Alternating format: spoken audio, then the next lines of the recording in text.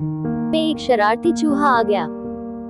वह बहुत छोटा सा था मगर सारे घर में भागा चलता था। उसने गोलू की किताब भी कुतर डाली थी, कुछ कपड़े भी कुतर दिए थे।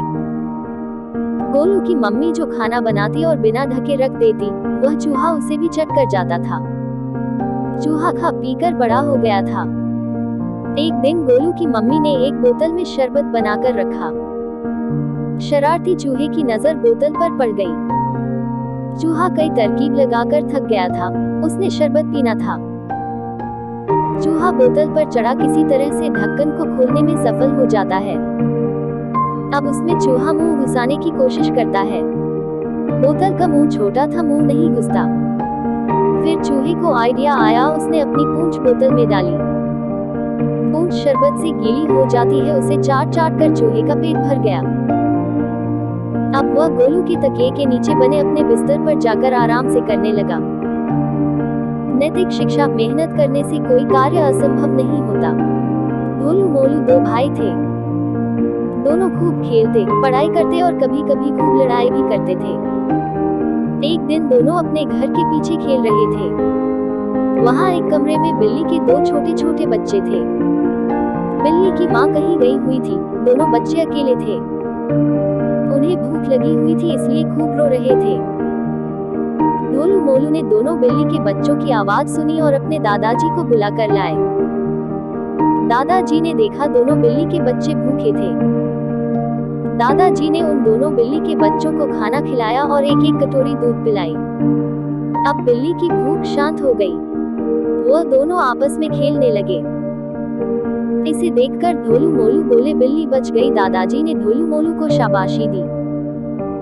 नैतिक शिक्षा: दूसरों की भलाई करने से खुशी मिलती है। रितेश का कक्षा तीसरी में पढ़ता था। उसके पास 3 छोटे प्यारे प्यारे खरगोश थे। रितेश अपने खरगोश को बहुत प्यार करता था। वह स्कूल जाने से पहले पार्क से हरे भरे कोमल घास लाकर अपने खरगोश को खिलाता था और फिर स्कूल जाता था। स्कूल से आकर भी उसके लिए घास लाता था। एक दिन की बात है, रितेश को स्कूल के लिए देरी हो रही थी। वह घास नहीं ला सका और स्कूल चला गया। जब स्कूल से आया तो खरगोश अपने घर में नहीं था। रितेश ने खूब ढूंढा परंतु कहीं नहीं मिला। सब लोगों से पूछा मगर खरगोश कहीं भी नहीं मिला। रितेश उदास हो गया, रो रो कर आंखें लाल हो गई।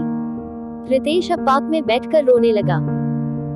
कुछ देर बाद वह देखता है कि उसके तीनों खरगोश घास खा रहे थे और खेल रहे थे।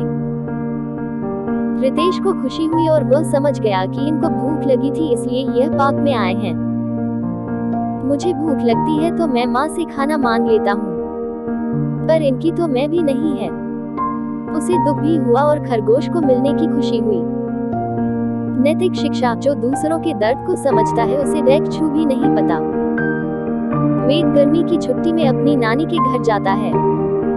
वहाँ वेद को खूब मजा आता है क्योंकि नानी के आम का बगीचा है। वहाँ वेद ढेर सारे आम खाता है और खेलता है। उसके 5 दोस्त भी हैं, पर उन्हें वेद आम नहीं खिलाता है। एक दिन की बात है, वेद को खेलते खेलते चोट लग गई। वेद के दोस्तों ने वेद को उठाकर घर पहुंचाया और उसकी मम्मी से उसके चोट लगने की बात बताई। इस पर वेद को मालिश किया गया। मम्मी ने उन दोस्तों को धन्यवाद किया और उन्हें ढेर सारे आम खिलाए। वेद जब ठीक हुआ तो उसे दोस्त का महत्व समझ में आ गया था।